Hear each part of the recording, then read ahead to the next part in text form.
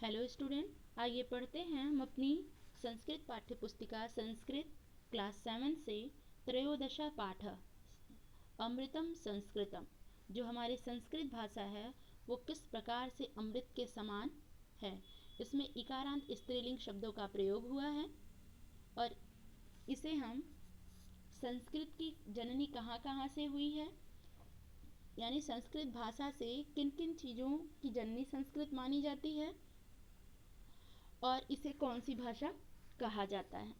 आइए शुरू करते हैं अपना चैप्टर। हम विश्वस्य उपलब्धासु भाषासु संस्कृत भाषा प्राचीनतमा भाषास्ति। विश्व में सभी भाषाओं में उपलब्ध संस्कृत भाषा सबसे प्राचीन है।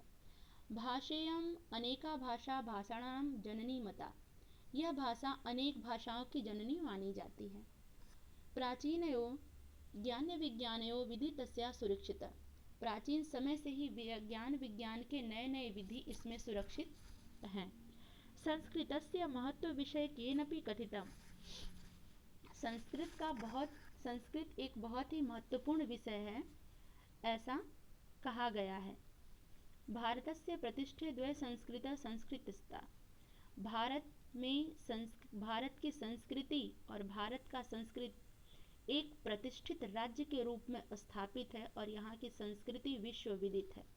यह भाषा अतीव वैज्ञानिकी, यह भाषा बहुत ही वैज्ञानिकी है, विज्ञानों से परिपूर्ण है। केचन कथयन्ति यत् संस्कृतमेव संगणकस्य कृते सर्वोत्तमा भाषा। यानी कंप्यूटर में भी संस्कृत अपने सर्वोत्तम भाषा में उपलब्ध है। तस्या वाङ्मयं वेदे पुराणे नीतिशास्त्रे चिकित्सा शास्त्र विधिश्च समृद्ध। संस्कृत में भाषाओं में वेद पुराण नीति शास्त्र और चिकित्सा शास्त्र विभिन्न रूपों में समृद्ध और संपन्न पाई जाती है।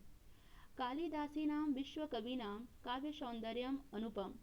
कालिदास जो कि संस्कृत के कवि हैं, उनका काव्य सौंदर्य बहुत ही इसमें अनुपम रूप में पाया जाता है। कौटिल्य चरितम अर्थशास्त्रम जगति प्रसिद्धमस्ति। कौटिल्य रचित द्वारा अर्थशास्त्र जगत में विश्व प्रसिद्ध है, समस्त जगत में प्रसिद्ध है। गणित शास्त्रे शून्यस्य प्रतिपादनम सर्वप्रथम आर्यभट्ट अकरोत्। और संस्कृत में ही सबसे पहले शून्य का प्रतिपादन आर्यभट्ट ने किया था। चिकित्सा शास्त्रे चरक श्रुतयो योगदानम विश्व प्रसिद्धम। और चिकित्सा के क्षेत्र में चरक द्वारा दिया गया योगदान भी विश्व प्रसिद्ध है। संस्कृते यानि अन्यानि शास्त्राणि विद्यन्ते तेषु वास्तुशास्त्रम रसायनशास्त्रम खगोलविज्ञानम ज्योतिषशास्त्रम विमानशास्त्रम इत्यादि उल्लेखनीय। संस्कृत में चिकित्सा शास्त्र सभी शास्त्र जो हैं वो विद्यमान हैं।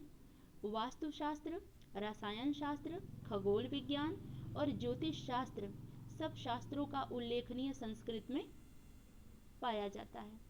संस्कृते विद्यमाना सुक्तस्य अभ्युदया प्रेरयन्ति यथा सत्यमेव जयते वसुधैव कुटुम्बकम विद्यामृत मत्सुने योगः कर्मसु कौशलम इत्यादय। संस्कृत में तमाम विद्या को स्थापित करने के श्लोक और सूक्ति दिए गए हैं, जिसमें है सत्यमेव जयते वसुधैव कुटुम्बकम विद्यामृत मत्सुने योगः कर्मसु कौशलम इत्यादनम, ये सब नाम है। सर्वभूतेषु आत्मवशम व्यवहारम कर्तुम संस्कृत भाषाया सम्यक शिक्षयति। अपने आप में परिपूर्ण होकर के कैसा व्यवहार करना चाहिए, यह शिक्षा हमें संस्कृत भाषा से प्राप्त होती है। केचन कथयति यत् संस्कृत भाषायां केवलम धार्मिक साहित्यम वर्तते। कुछ लोगों का कहना है कि संस्कृत भाषा केवल धार्मिक कार्यों और साहित्य के लिए ही जानी जाती है। एषां धारणां समीचीना नास्ति। यह धारणा लोगों के हृदय में सही नहीं है। संस्कृत ग्रंथेषु मानव जीवनया विविधा विषया समाविष्टा सन्ति। संस्कृत ग्रंथ जो है वो मानव के जीवन के विविध विषयों को समाहित किए हुए हैं। महापुरुषाणाम मति उमत्त जनानाम कृति। महापुरुषों द्वारा जो कही गई विशेष उक्तियां हैं, उनके जीवन के उद्धार के लिए उत्तम जनानाम धृति, वह मनुष्य के जीवन में बहुत ही सरल और सामान्य जनानाम जीवन पद्धति, सामान्य लोगों के जीवन पद्धति का बहुत ही अनोखा वर्णन इसमें किया गया है। अतः अस्माभिः संस्कृतम अश्वमेव पठनीय, इसलिए संस्कृत सबको पढ़ना चाहिए। तेन मनुष्य समाजस्य च परिष्कारः भवेत्, और वह मनुष्य समाज में हमेशा सराहनीय होता है।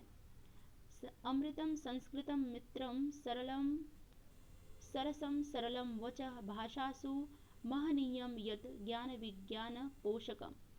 अमृत के समान संस्कृत हमारे मित्र है, जो सरल है, सरस है, वचनों को उद्धृत करती है, सभी भाषाओं में महान है और अपने अंदर ज्ञान और विज्ञान के नए नए विषयों को पोषण करने वाली है। आइए वर्ड मीनिंग देख लेते हैं। भाषेयम भाषा प्लस इयम, यह भाषा, मता मानी गई है, निधि यानी खजाना, विचार्य विचार कर, वाग्मय साहित्य, अनुपम अतुलनीय, जगति संसार में, रसायन शास्त्र, अंतरिक्ष विज्ञान, धृति यानी धैर्य, पोषकम यानी पोषक। अभ्यास देख लेते हैं इसका।